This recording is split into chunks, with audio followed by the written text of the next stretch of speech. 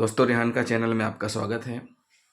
पिछले वीडियो में हमने आपको गिरफ्तारी की प्रक्रिया और गिरफ्तारी के बारे में बताया था और गिरफ्तारी में ही 46 सीआरपीसी के बारे में भी बताया था। दोस्तों, अब गिरफ्तारी भाग 2 में हम आपको बताएंगे कि गिरफ्तारी के प्रकार कौन कौन से हैं, किन किन परिस्थितियों में कब कब कैसे गिरफ्तार किया जा सकता है। तो सबसे पहले हम जान लेते हैं विवेचना के संबंध में गिरफ्तारी। देखिए दोस्तों, विवेचना के संबंध में गिरफ्तारी कैसे होती है। किसी भी मामले की जैसे ही एफआईआर होती है, कंप्लेन आती है, केस रजिस्टर्ड होता है, उसके पश्चात इन्वेस्टिगेशन एजेंसी के द्वारा इन्वेस्टिगेशन स्टार्ट कर दिया जाता है।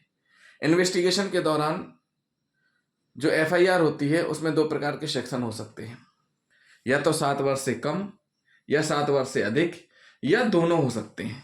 लेकिन अगर जिस एफआईआर में बड़ी धारा लगी हुई है तो बड़ी धारा का अपराध माना जाएगा। तो दोस्तों, कुछ ऐसे मामले हैं जिनमें 7 वर्ष से कम या 7 वर्ष तक की कारावास की सजा का प्रावधान है। तो उन मामलों में गिरफ्तारी कब करेंगे वो हम आपको बताते हैं। देखिए दोस्तों, अगर इन्वेस्टिगेशन ऑफिसर को, विवेचक को यह लगता है कि यह पहले भी अपराध कर चुका है और आगे भी करता रहेगा, जिसका आपराधिक रिकॉर्ड है, उसकी गिरफ्तारी का कारण बताते हुए, चेक लिस्ट भरते हुए गिरफ्तार कर सकता है। क्यों?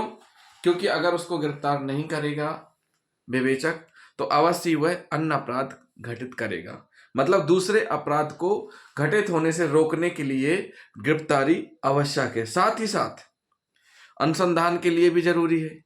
अनुसंधान के लिए ऐसा जरूरी है क्योंकि अगर गिरफ्तार नहीं किया गया तो फरार हो जाएगा, जरूरत पड़ने पर उपस्थित नहीं होगा, विवेचना में सहयोग नहीं करेगा तथा साक्ष्य को मिटाने की या छेड़छाड़ करने की कोशिश करेगा, साक्षियों को भयभीत करेगा, उनको प्रलोभन देगा, धमकी देगा तथा आश्वासन देकर उनकी साक्ष्य को प्रभावित करेगा। ऐसी स्थिति में, जब भी ऐसी स्थितियां निर्मित कर सकता है आरोपी, तब उन परिस्थितियों में कारण सहित लिख करके गिरफ्तारी की जा सकती है।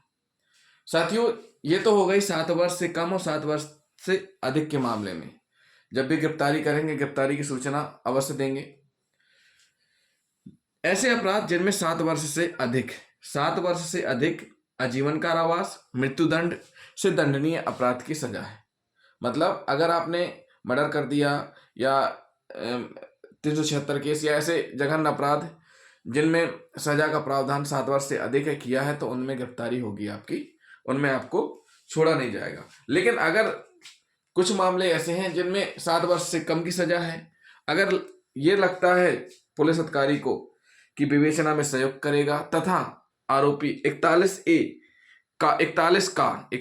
या 41 में जो उपबंध हैं, जो शर्तें हैं, उनका पालन करेगा तथा चालान के समय या सूचना पत्र में जो भी कर्तव्य रहते हैं उनका पालन करेगा, साथ ही साथ न्यायालय में चालान के समय उपस्थित होगा। ऐसी स्थिति में नोटिस भी दिया जा सकता है जिन मामलों में 7 वर्ष या 7 वर्ष से कम का दंड है। अब बात करते हैं विवेचना से अन्य मामलों में गिरफ्तारी।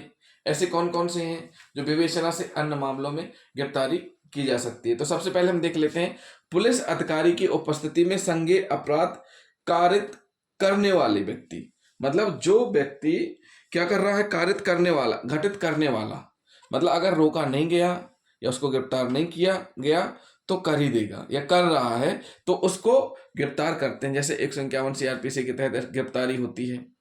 दूसरा है दोस्तों कि जिसके कब्जे से चुराई हुई संपत्ति हो, यह बिल्कुल क्लियर हो कि इसके पास जो है चोरी की संपत्ति है, तो उसको हम गिरफ्तार कर सकते हैं। अपरक्षा से जो भाग निकला हो, या पुलिस अधिकारी या पुलिस जब भी जहां ड्यूटी कर रही है उनके कर्तव्यों के दौरान निर्वहन या बाधा उत्पन्न करे और विधिपूर्ण अपरक्षा से भाग निकला हो। धारा 356(5) के नियम को भंग करे तो धारा 356(5) के बारे में हम अगले वीडियो में आपको बताएंगे। साथ ही साथ उद्घोषित अपराधी हो राज्य सरकार द्वारा, उसके बाद भारत से बाहर उसने कोई अपराध कारित कर दिया, अगर वही अपराध भारत में करता तो वह दंडनीय होता। ऐसी स्थिति में जब भी भारत आएगा तो उसको पकड़ा जाएगा। साथ ही साथ ऐसा व्यक्ति जिसकी गिरफ्तारी पुलिस अधिकारी से लिखित या मौखिक अध्यपेच से प्राप्त हो चुकी है, मतलब एक ऑर्डर प्राप्त हुआ है कि इसकी गिरफ्तारी करना है, तो उसकी गिरफ्तारी वारंट के बिना विधि पूर्वक गिरफ्तार किया जा सकता है। साथ ही साथ जिस पर संघ के सशस्त्र बलों में से किसी से अभित्याजक होने का उचित संदेह हो, उसको भी गिरफ्तार किया जाएगा। तो दोस्तों, ये हुई विवेचना के संबंध में, विवेचना के अन्य मामलों में गिरफ्तारी। तो साथियों, अगले वीडियो में हम आपको बताएंगे कि गिरफ्तारी के संबंध में क्या क्या सावधानियां रखनी चाहिए, क्या क्या प्रक्रिया का पालन और करना चाहिए, और साथ ही साथ 356(5) क्या है, इसके बारे में हम आपको बताएंगे। जिन साथियों ने हमारा चैनल सब्सक्राइब नहीं किया है, तो पहले हमारा चैनल सब्सक्राइब कर लें और हमारे वीडियो को लाइक और शेयर जरूर करें। थैंक यू दोस्तों।